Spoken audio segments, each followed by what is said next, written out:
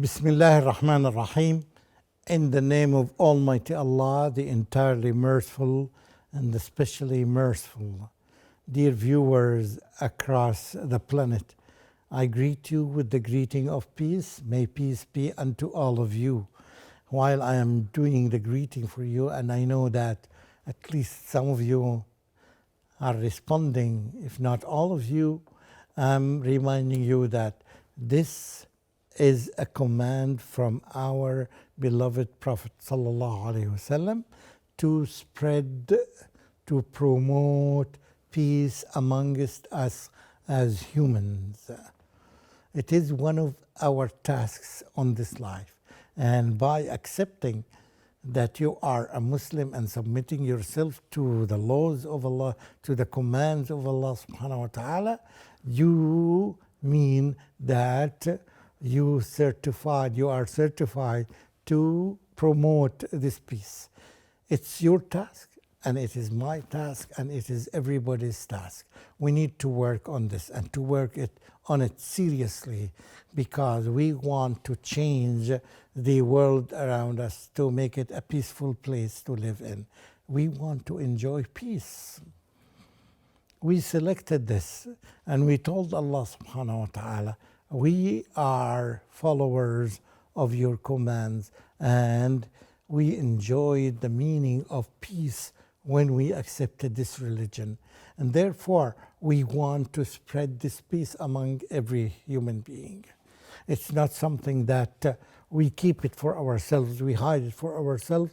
You are here to watch this episode and other episodes so that you would be qualified to spread the message to everyone.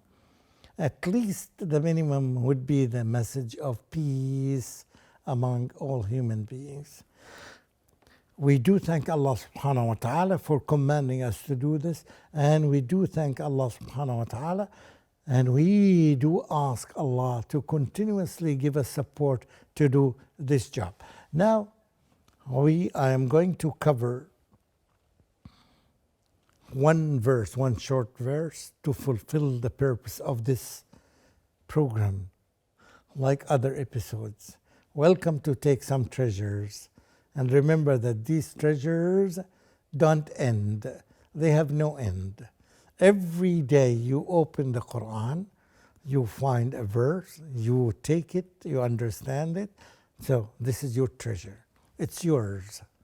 At the same time, another one somewhere else on this planet can take the same verse, can take the same treasure and enjoys it.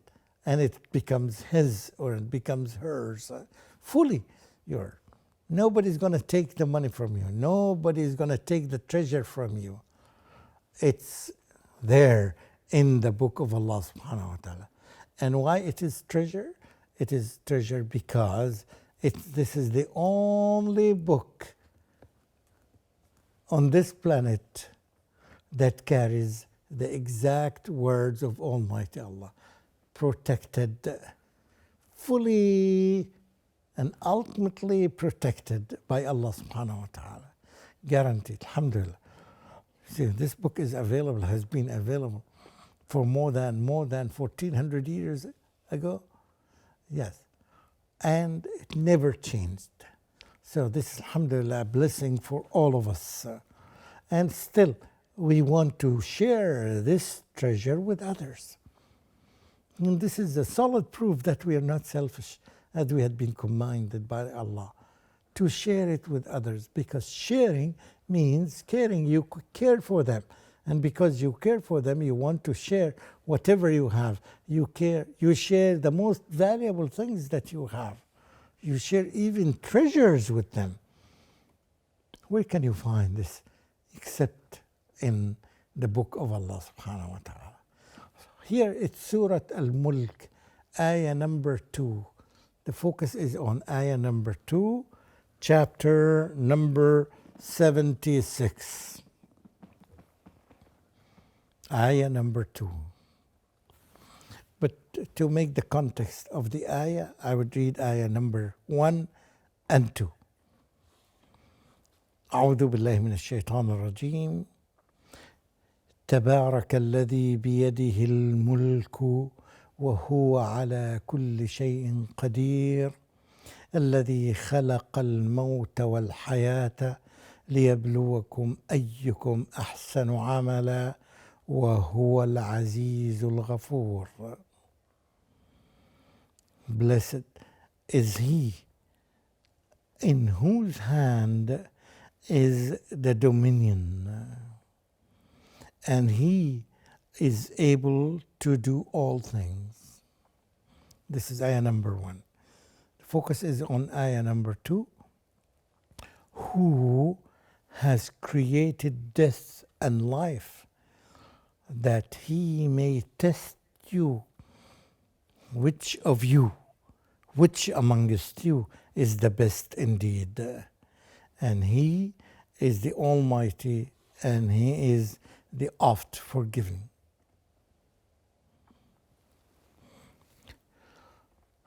Let's go back to the ayah and verse. First of all, blessed. Blessed. This is the first word, blessed.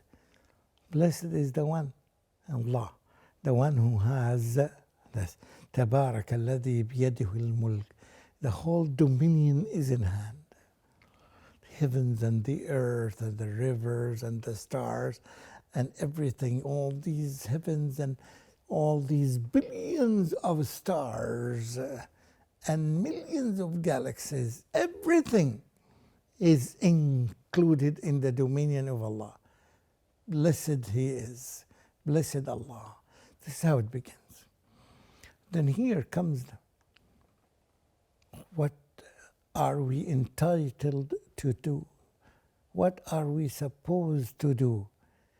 تبارك الذي بيده الملك وهو على كل شيء قدير الذي خلق الموت والحياة.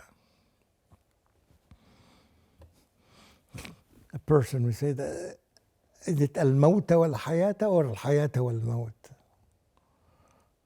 According to our own logic, human logic, well, first of all, we agreed that this book is 100% guaranteed, sure, correct. Not a single mistake, so it's not a mistake. This is excluded, taken out from our minds. Alhamdulillah. We know that. Every Muslim knows that. It's impossible to have a minor error or mistake in the Quran. Alhamdulillah. So here it is, Allah subhanahu wa ta'ala said, تبارك الذي بيده الملك وهو على كل شيء قدير الذي خلق الموت والحياة. What is the significance? Why is the word death before life? The norm we have is that we have life and then that ends with death. Everybody knows that. But what is the wisdom behind this verse that Allah subhanahu wa ta'ala said al-mawta before al-haya? الذي خلق الموت, death first before al-haya. As scholars explain it, to affirm that it's going to happen. 100% sure that you are going to die, I am going to die, she is going to die, all the inhabitants of this planet are going to die. No way out, no exception. Even the best human being, Prophet Muhammad sallallahu alaihi wasallam, he died. Everybody is going to die, to be certain. You don't have any doubt. See the people around you? Some of them may have some illusions, some of them may have some hopes that they may live, but all of them know that it will end up in death. People everywhere, they have consensus on that. They may try to find other words, other synonyms of saying death, but it is death. life is going to end for them. And this happens regularly with every human being. So we are sure that it's going to happen. الذي خلق الموت والحياة. And if it is guaranteed that we are going to die, some people may argue, but I have not died. I have been living on this earth for 15 years or for 20 years or for 30 years, and I'm still alive. Yes, but your life has not ended yet. But it's going to end. What is the purpose of this? What kind of purpose if Allah subhanahu wa ta'ala focuses on death and not on life? Yeah, and here comes the answer. The main purpose of this lifespan that you live, I live, and he lives, and she lives, everybody lives, the main purpose of using this lifespan correctly. What is correctly? You are going to be tested. So we have this life, and the purpose of this life is test. We are going to be tested today and tomorrow, and perhaps after a week, and perhaps twice next week. And all your lifetime is a series of tests. You move from one test to another test, to a next test, to a third test, and so on. You and me and him and them and all of humans. All of us. And it is as certain for us as Allah subhanahu wa ta'ala affirms this, meaning that He created death and life. So He created death, for sure you are going to die. And life, for sure you are going to live now. Now you are living. So here, it wouldn't be far from your imagination. It doesn't need a philosopher to explain to you. Even doesn't need anyone to explain to you. You explain it to yourself. You see death happening around you in every direction you look at. And so you are certain. Because you are certain of that, you have to be certain that the nature of this life is tests. So if you have some daydreaming in your life, that life will be fun, this is not true. Parts of it or segments are, some time of it may be fun, but this is not what you have been created for. The purpose is Allah subhanahu wa ta'ala granted us this life, this span to live in, is to get tests. So this is an opportunity for us to get tests. So get ready. If you know that life is all about tests, is not all about fun, as we have been misinformed by informants, by many people. We know the truth and we have the evidence. We have the evidence that Allah subhanahu wa ta'ala told us that He is going to test us. Why Allah subhanahu wa ta'ala you're going to test us? To see who amongst us is doing better than others. And not only that, because Allah already knows that, but He does this to make us ourselves witness on ourselves. So these tests throughout our life is to see and to show who amongst us is doing better than others. Are you doing better than others? Are you doing better deeds? Are you doing good deeds? Are you comparing how did you do in your previous test, and are you ready for the coming test or no? This is the whole purpose of life. So Allah subhanahu wa ta'ala said the purpose that He created us for what? For worshipping Him. And throughout all our life until our death. And you are going to die. And this is the proof that Allah subhanahu wa ta'ala mentioned death before life. So if you know that this is the truth, you should be ready for the tests. لِيَبْلُوَكُمْ أَيُّكُمْ أَحْسَنُ عَمَلًا. And don't forget the two qualities of Allah subhanahu wa ta'ala. وَهُوَ الْعَزِيزُ, the Almighty, and Al-Ghafur, the often forgiven. He forgives. You make mistakes, you make sins, and Allah forgives. It's the default of Allah is to forgive and to forgive and to forgive and to forgive. So Allah forgives one. So you get ready for the other test. Are you qualified? You get test, you don't succeed. So get ready for the other test.